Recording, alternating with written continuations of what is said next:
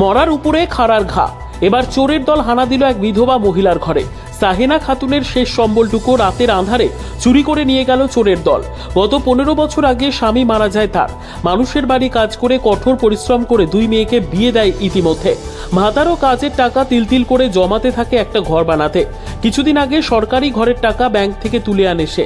গত সোমবার মেয়ের বাড়ি বেড়াতে গেলে ঘর থেকে 50,000 টাকা ও গ্যাস সিলিন্ডার চুরি করে নিয়ে যায়।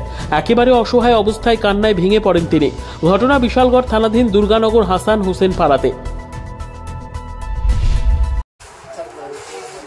নূপুর 2 টাকা আসলো 50,000 মতন এটি নিচে।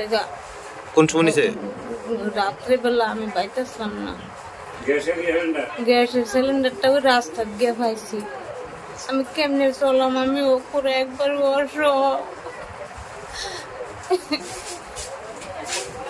সরকারি টাকাটা পাই আমি এদের জমাই রাখছি। ঘরটা তুললাম, আমার সরকার টাকা দিছে। তোমার পরিবারে কে কে আছে?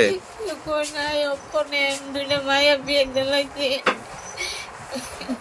আর তোমার তো জামাই নাই? না না, আমার জামাই নেই, জামাই মারা গেছে মনে 15 বছর হইব।